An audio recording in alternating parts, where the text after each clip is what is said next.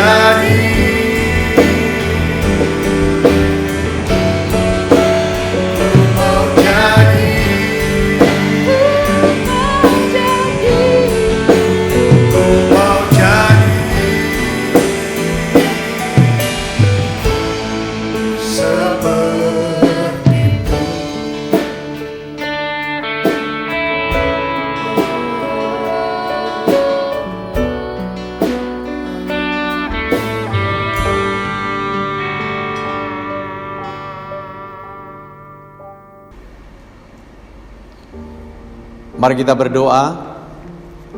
Bapa di surga, kami datang padamu, naikkan syukur untuk semua anugerah-Mu. Kami boleh memuji, menyembah kepadamu. Dan saatnya kami mendengar firman-Mu Tuhan. Urapi firman-Mu, urapi hamba-Mu, urapi setiap pendengar pada saat ini. Buka mata hati kami Tuhan, untuk kami dapat mengerti akan kebenaran-Mu. Berbicaralah Tuhan dengan otoritas-Mu. Kami siap mendengar. Di dalam nama Tuhan Yesus Kristus, kami berdoa dan mengucap syukur. Amin. Shalom, Bapak Ibu Saudara yang dikasihi Tuhan.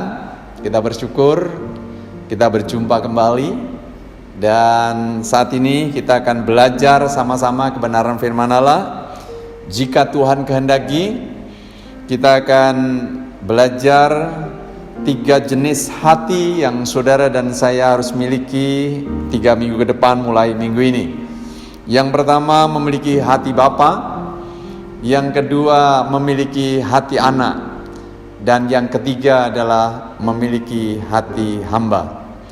Tiga-tiganya perlu di mana saudara dan saya ditempatkan atau hidup, baik hidup sebagai bapa, hidup sebagai pemimpin, hidup sebagai anak, hidup sebagai pelayan, hidup sebagai pekerja. Jadi semuanya nilai-nilai akan dibutuhkan sekali. Itu sebabnya mari kita belajar bersama-sama. Kita akan menyimak bersama-sama. Kita akan baca dalam Efesus pasal yang ke-6 ayat yang ke-4, bunyinya demikian. Dan kamu bapak-bapak, janganlah bangkitkan amarah di dalam hati anak-anakmu, tetapi didiklah mereka di dalam ajaran dan nasihat Tuhan. Firman Tuhan menasihatkan agar bapak-bapak jangan membangkitkan amarah di dalam hati anak-anak. Saudara, begitu banyak kasus kehidupan itu karena anak-anak terluka dengan orang tua, khususnya bapak-bapak. Nah, saudara, memiliki hati Bapa, ini kita belajar tentang bagaimana Tuhan mau lakukan sesuatu, melakukan pemulihan kepada pribadi-pribadi, khususnya bapak-bapak. Tetapi saudara, di sini dikatakan kalau menjadi laki-laki itu kelahiran. Artinya begini, kita tidak bisa memilih terlahir sebagai laki-laki atau perempuan. Menjadi bapak itu pilihan. Apakah para ayah menjadi bapak yang bertanggung jawab atas keluarganya? Itu pilihan-pilihan. Tetapi membapai orang lain itu pelayanan, saudara. Kita tidak peduli kita terlahir sebagai laki-laki atau perempuan, kita wajib membapai atau mengayomi orang-orang yang Tuhan percayakan dalam hidup kita untuk kita bimbing. Jadi memang pelajaran ini yang pertama untuk para bapak-bapak, para ayah, tetapi juga para pemimpin. Ya, dimanapun kita berada, level apapun, kita membutuhkan yang namanya hati bapak. Ya, nah, saudara, kembali banyak gambar bapa yang dirusak, dan gambar-gambar itu membutuhkan daripada pemulihan. Ya. Kalau bapaknya otoriter, hasilnya anaknya suka memberontak. Kalau bapaknya seringkali tidak tepat janji tinggal janji, maka anak-anaknya mudah ragu-ragu. Kalau bapaknya jarang menghargai atau jarang memuji, anak-anaknya akan tumbuh dengan anak-anak yang minder.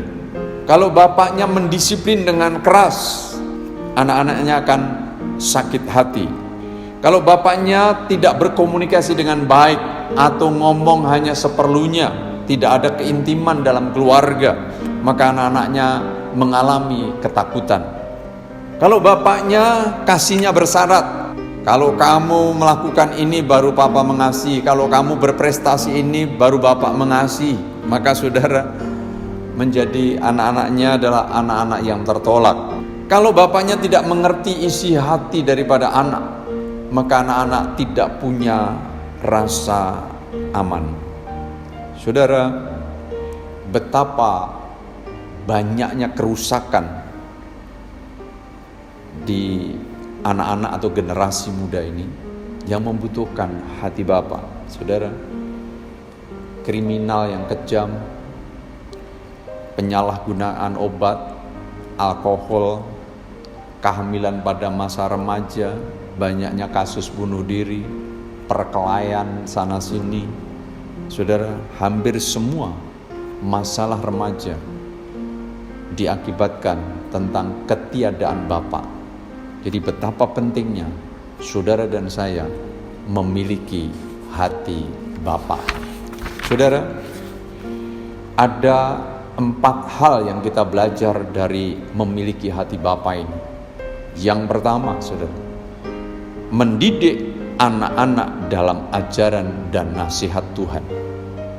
Ini yang paling penting yang harus ada di dalam kehidupan Bapa kepada anak-anaknya. Ulangan pasal 6 ayat 5 sampai ayat 7 katakan begini: Kasihlah Tuhan Allahmu dengan segenap hatimu dan dengan segenap jiwamu dan dengan segenap kekuatanmu. Apa yang kuperintahkan kepadamu pada hari ini haruslah engkau perhatikan. Haruslah engkau mengajarkannya berulang-ulang kepada anak-anakmu dan membicarakannya apabila engkau duduk di rumahmu, apabila engkau sedang dalam perjalanan, apabila engkau berbaring, dan apabila engkau bangun. Musa mengatakan kepada umat Israel pada waktu itu sebelum perpisahan, agar umat Tuhan mengasihi Tuhan Allahnya dengan segenap hati, segenap jiwa, dan segenap kekuatan. Diperintahkan untuk para ayah, para bapa untuk mengajarkan hukum-hukumnya Tuhan, baik waktu duduk, waktu dalam perjalanan, waktu berbaring, waktu bangun tidur. Jadi dalam segala situasi Tuhan mau setiap bapak-bapak mengajar anak-anaknya agar apa? Anak-anaknya seturut dengan kehendak daripada Tuhan.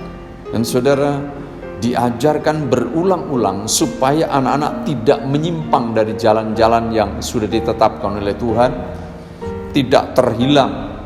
Anak-anak boleh mencapai tujuan yang terbaik seperti yang Tuhan tetapkan.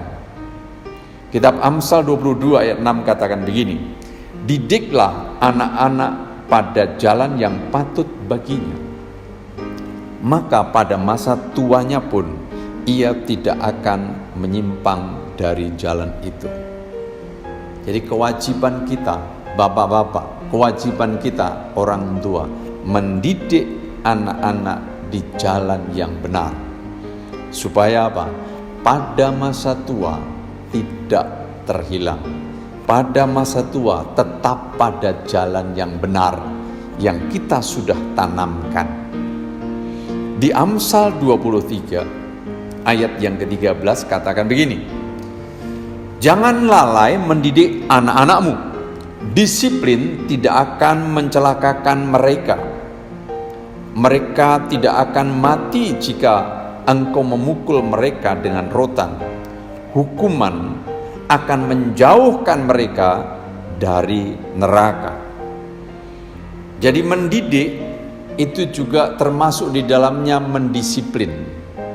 Jika anak-anak melanggar ketentuan-ketentuan, kita orang tua, kita berhak mendisiplin mereka. Ya, kalau masih kecil dikatakan di sini dipukul dengan rotan. Kalau sudah gede kita beritahu dengan pengertian, saudara, supaya apa? Mereka ya dikatakan tidak ada di dalam hukuman, dikatakan menjauhkan mereka dari neraka. Bayangkan kalau saudara dan saya melahirkan seorang anak yang kita besarkan, kita kasihi, kita biayai, tapi anak itu berakhir ke neraka. Betapa celakanya hidup ini. Itu sebabnya saudara dan saya sebagai orang tua punya kewajiban membawa anak-anak datang kepada Tuhan, mengajar anak-anak tentang keselamatan, sampai anak-anak itu saudara percaya bahwa Yesus Kristus adalah Tuhan. Ya, jadi goalnya ajaran kita, nasihat kita di dalam Tuhan kepada anak-anak, supaya setiap orang yang kita ajar, yang kita nasihati, mereka boleh mengasihi Tuhan dengan segenap hati, segenap jiwa, dan segenap kekuatan, dan hidupnya boleh memuliakan daripada Tuhan. Di kitab Kolose pasal 3 ayat 21 katakan, hai bapak-bapak, janganlah sakiti hati anakmu, supaya jangan tawar hatinya. Jadi saudara dan saya sebagai bapak-bapak rohani, bapak-bapak jasmani, bapak-bapak dalam pekerjaan, atasan-atasan, bapak-bapak di dalam pelayanan, biar saudara dan saya bisa mendidik dan mendisiplin dengan seimbang, mengasihi dengan mendisiplin dan mendisiplin dengan seimbang, supaya apa? Anak-anak kita tidak jadi tawar hati. Dikatakan kalau kasihnya tinggi, disiplinnya rendah, itu menghasilkan anak-anak manja. Tetapi kalau kasihnya rendah, disiplinnya tinggi, jadi anak-anak pemberontak. Kasihnya rendah, disiplinnya rendah, jadi anak-anak gampang. Kasih tinggi, disiplin tinggi, jadilah anak-anak ilahi. Biar setiap kita bertanggung jawab atas orang-orang yang dipercayakan dalam kehidupan kita, dan mari kita belajar mengasihi yang tinggi, yang sungguh, dan kita juga menerapkan disiplin yang benar, supaya muncul anak-anak ilahi yang memuliakan nama Tuhan.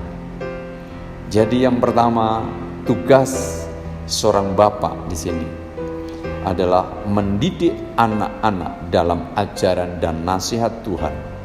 Goalnya adalah anak-anak mengalami keselamatan, mengalami sampai percaya sepenuhnya kepada Yesus Kristus adalah Tuhan.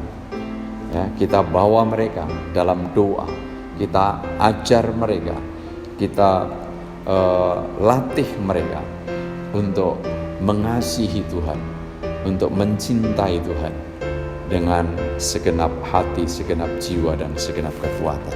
Hal yang kedua, memiliki hati Bapa berarti mencukupkan kebutuhan moral dan materi.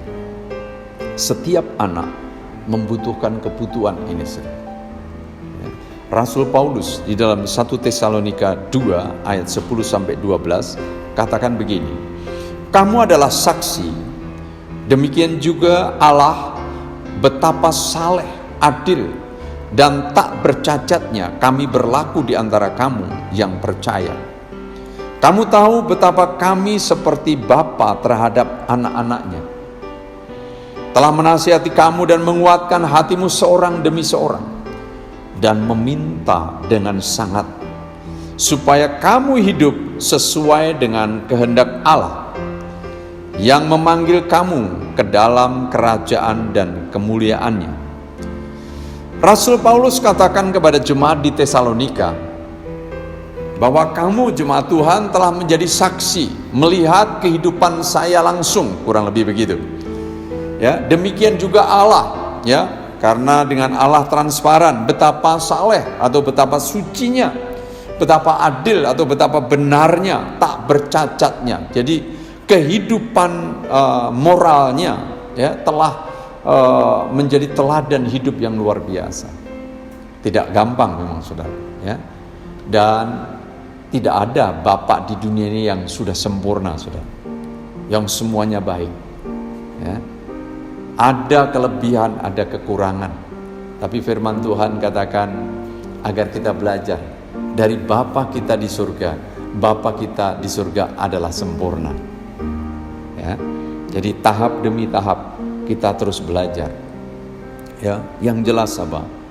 Biar kita juga menjadi teladan, menjadi teladan hidup, mencukupkan kebutuhan moral anak-anak ini dengan cara jadi teladan hidup, saudara.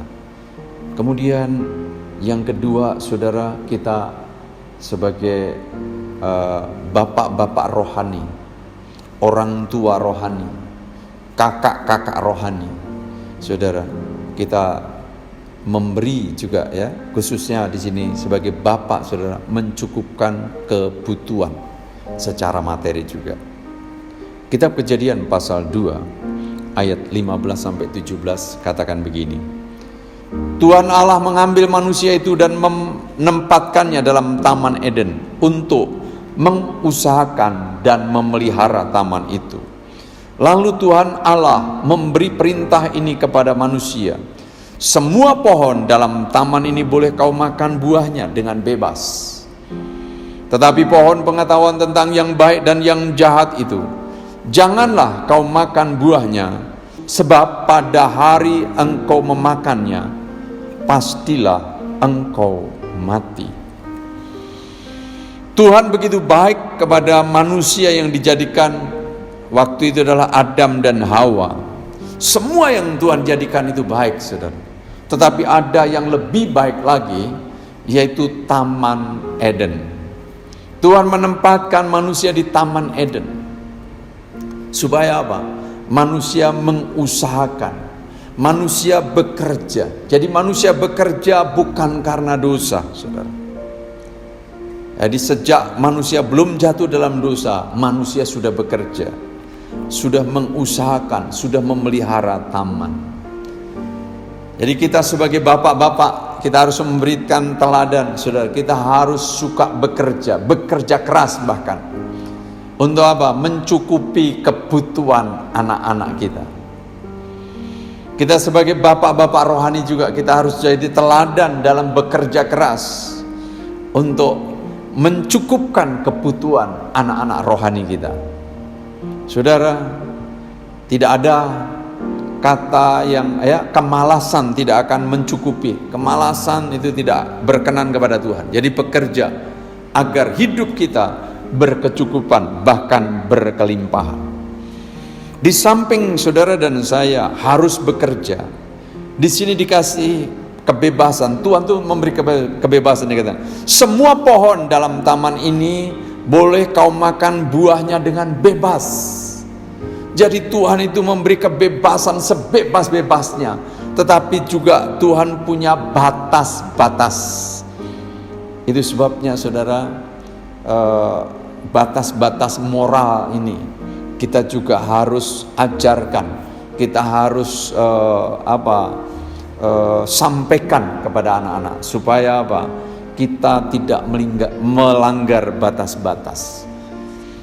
Ya, akibat melanggar batas-batas, akhirnya kesusahan, penderitaan, kecelakaan, saudara, ketakutan, dan terakhir tentu kebinasaan, saudara. Betapa ngerinya ketika kita melanggar batas-batas yang seharusnya kita tidak lampaui. Jadi kita diberi kebebasan, tetapi kita juga dikasih batas-batas yang kita harus patuhi. Mari kita belajar dari kebenaran ini, saudara. Ya, yang jelas Tuhan mau kepada bapak-bapak agar mencukupi kebutuhan moral dan kebutuhan materi, sehingga saudara segala kebutuhan tercukupi. Kecukupan dalam pangan, kecukupan dalam sandang, kecukupan dalam papan, kecukupan dalam pendidikan, ya, kecukupan dalam kehangatan hubungan dan berbagai hal, kecukupan-kecukupan yang lain. Jadi betapa pentingnya tentang mencukupkan kebutuhan ini. Hal yang ketiga, saudara, memberi rasa aman dan nyaman. Ini bicara tentang kasih dan penerimaan. Anak-anak membutuhkan rasa aman, rasa nyaman. Ya, jadi masih kecil mungkin kita banyak butuh bimbingan, tapi begitu besar mereka butuh jadi sahabat yang bisa diajak ngobrol dan lain sebagainya.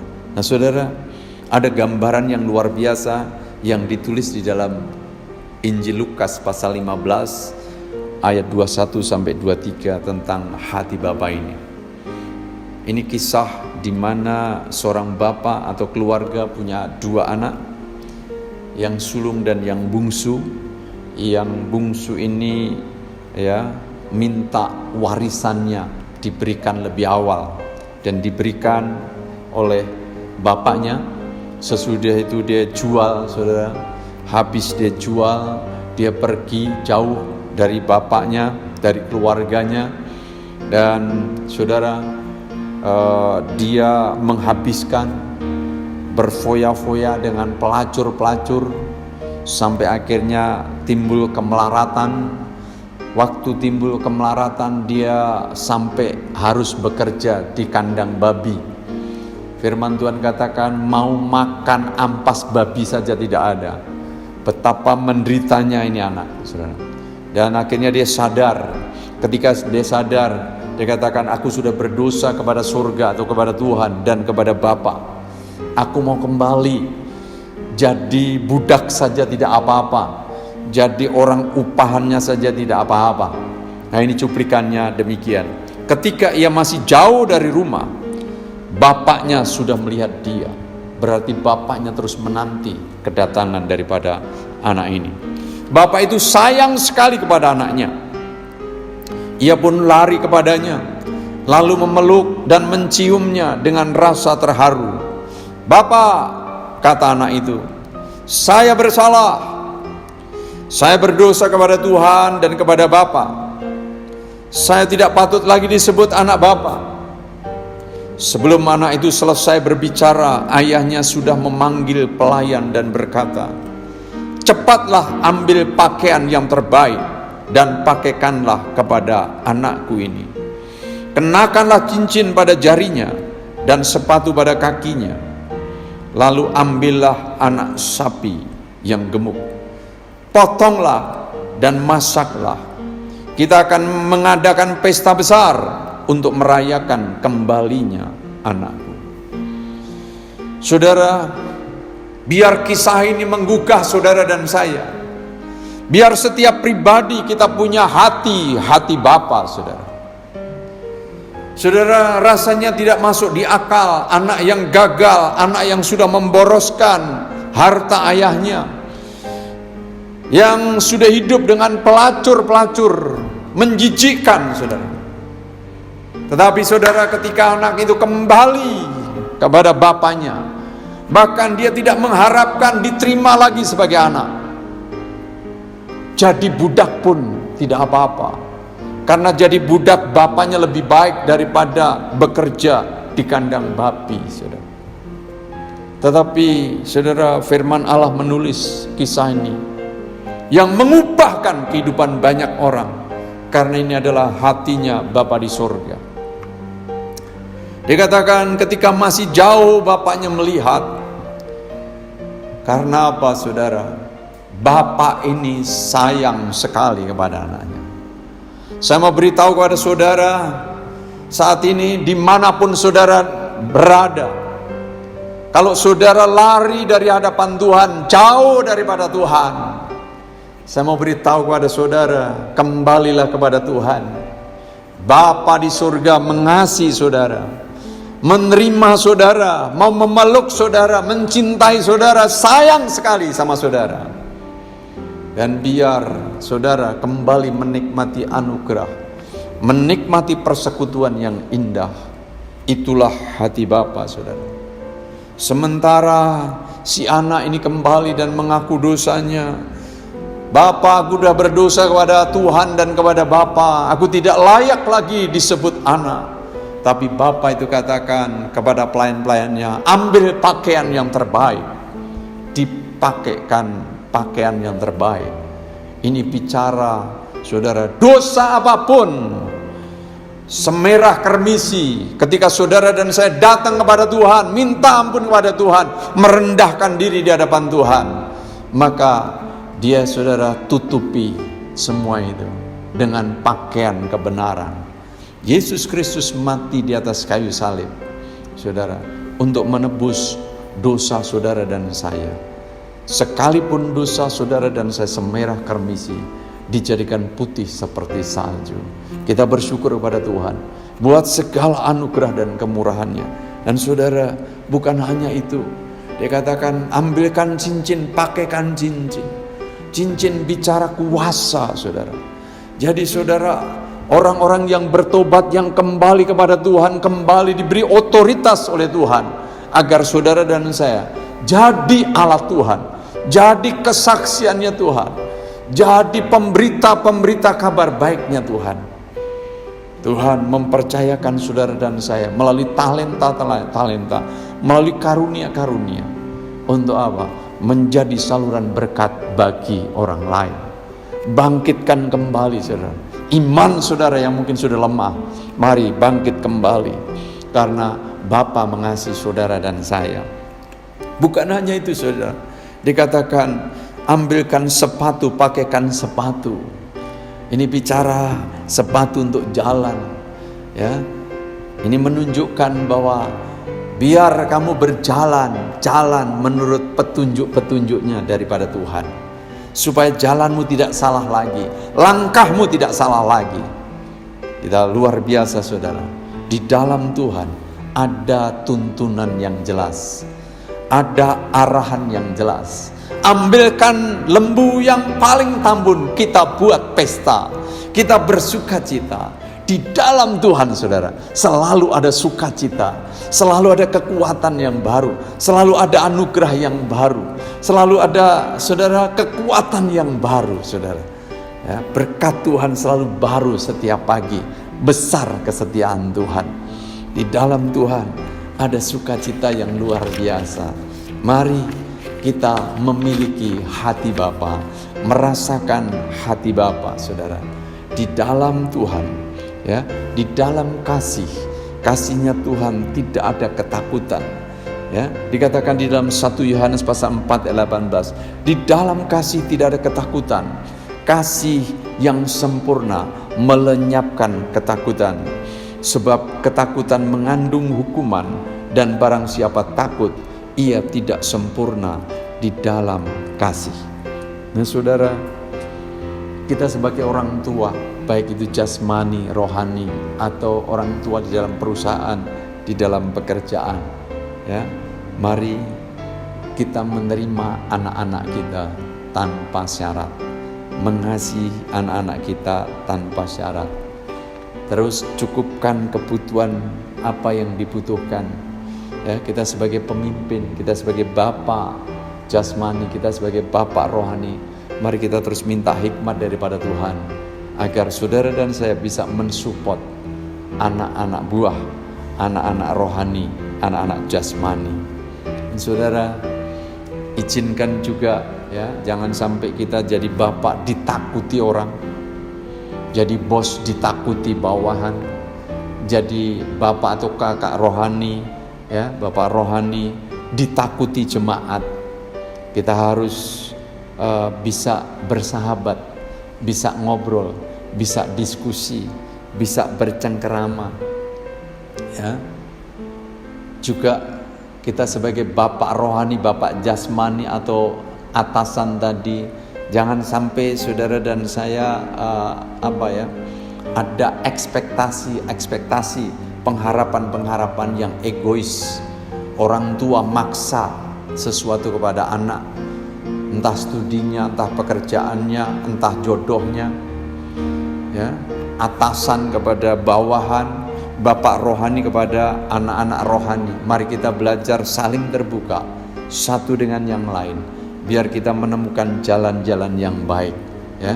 Jangan sampai kita berlaku kasar, ya, tetapi mari kita membangun ya, hubungan yang baik, ya. Hati Bapa ini biar memulihkan banyak orang, ya. Hati Bapa ini biar memulihkan hubungan-hubungan yang rusak, saudara. Puji Tuhan. Yang keempat, saudara, memiliki hati Bapa berarti menolong menemukan potensi anak-anak kita. Efesus pasal 2 ayat yang ke-10 katakan begini. Karena kita ini buatan Allah, diciptakan dalam Kristus Yesus untuk melakukan pekerjaan baik yang dipersiapkan Allah sebelumnya. Ia mau, yaitu Tuhan mau, supaya kita hidup di dalamnya.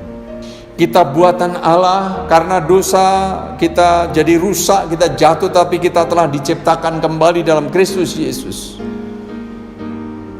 Ciptaan, barang siapa ada di dalam Yesus, dia menjadi ciptaan yang baru. Yang lama sudah berlalu, sesungguhnya yang baru sudah datang.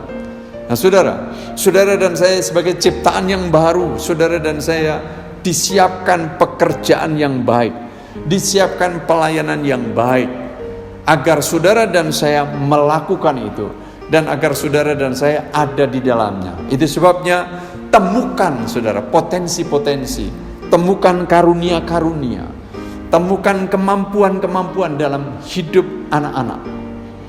Untuk apa? Dipersembahkan untuk kemuliaan Tuhan, untuk melakukan sesuatu perubahan yang baik bagi kerajaan surga. Itu sebabnya baik di rumah, izinkan anak-anak bereksperimen, anak-anak melakukan sesuatu yang disenangi. Begitu juga dalam sekolah, jangan memaksa kita untuk sekolah jurusan ini dan jurusan ini, tapi biarkan anak-anak sesuai dengan keinginannya. Kita menemani, kita menolong supaya apa? Tepat apa yang diambil gitu ya. Jurusan-jurusan yang diambil, juga pekerjaan, juga pelayanan. Di gereja juga beri kebebasan tiap pribadi mengambil pelayanan-pelayanan supaya apa? Kerajaan Allah diperluas. Ya, kita belajar mempercayai mereka. Kita belajar melihat apakah ada pertumbuhan, apakah ada perbaikan di sini. Ya, juga maafkan kalau saya sebagai pemimpin mungkin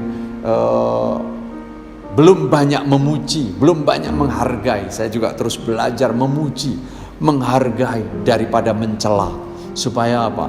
Tumbuh setiap pribadi menjadi anak-anak yang luar biasa bagi kemuliaan nama Tuhan. Biar anak-anak lebih dahsyat lagi, lebih hebat lagi dari orang tua, dari kita yang sudah mendahului. Ya, saya berdoa kiranya anak-anak dengan potensinya akan dipakai Tuhan di dunia masing-masing, dalam panggilannya masing-masing, lebih hebat dari kita generasi pendahulunya. Jadi kita akan bangga melihat anak-anak yang jauh lebih maju daripada kehidupan kita. Kita bersyukur. Itu sebabnya setiap kita butuh memiliki hati Bapa. Jadi saudara, kalau engkau ada luka-luka, ampuni Bapa jasmanimu, ampuni Bapa rohanimu, dan pandanglah kepada Bapa di surga yang sangat mengasihi saudara dan saya. Dia sanggup memulihkan kita, sehingga apa? Setiap kita tidak tinggal di dalam luka, tetapi kita bisa membapai banyak orang. Kita datang pada Tuhan. Bapa di surga, kami naikkan syukur kepadamu buat kebenaran firman-Mu. Lawat setiap kami Tuhan, sembuhkan setiap kami. Biar Tuhan, luka-luka yang diakibatkan oleh perbuatan-perbuatan Bapa jasmani maupun rohani disembuhkan di dalam nama Yesus. Karena kasih-Mu yang tidak terbatas menjamah setiap kami Tuhan, mengurapi setiap kami. Kalau ada anak-anak yang luka, kalau ada orang-orang yang luka karena perbuatan Bapa di masa lalu, saat ini Engkau balut dia Tuhan, Engkau jamah dia Tuhan. Barui kami agar kami memiliki hati Bapa, sehingga kami dapat menjadi berkat bagi anak-anak rohani kami, anak-anak jasmani kami, anak-anak buah kami di kantor, Tuhan, anak-anak dalam pelayanan. Biar kami mengalami pertumbuhan yang bebas. Terima kasih Tuhan, terima kasih untuk teladan hidup yang luar biasa, untuk kasih dan penerimaan yang tanpa syarat. Engkau telah menerima kami apa adanya. Kami bersyukur Tuhan, bangkitkan iman yang baru Tuhan, bangkitkan kekuatan yang baru Tuhan. Biar kami terbebas dari luka-luka masa lalu, dan kami persembahkan hidup kami untuk kemuliaan nama Tuhan. Kami bersyukur Tuhan, untuk karya-Mu di atas kayu salib, telah membebaskan setiap kami, telah memerdekakan setiap kami, telah menyembuhkan setiap kami dari luka-luka di masa lalu.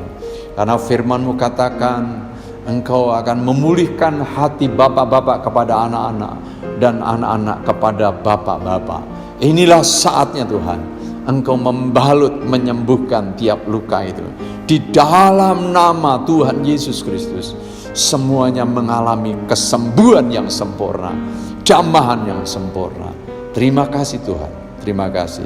Kedangkan tangan saudara, siap menerima berkat Tuhan. Tuhan memberkati engkau dan melindungi engkau. Tuhan menyinari dengan wajah-Nya dan memberi engkau kasih karunia. Tuhan menghadapkan wajah-Nya dan memberi engkau damai sejahtera. Mari kita pulang membawa berkat yang melimpah-limpah dari Allah Bapa, kasih daripada Yesus Kristus, serta persekutuan dan kuat kuasa Roh Kudus menyertai kita sekalian, mulai saat ini dan seterusnya. Di dalam nama Tuhan Yesus Kristus, semua yang percaya katakan amin. Tuhan kiranya memberkati. Bagi saudara yang tergerak untuk memberikan persembahan dapat ditransfer melalui rekening BCA GPDI Petra, yaitu 877 005 2204. Terima kasih, Tuhan memberkati.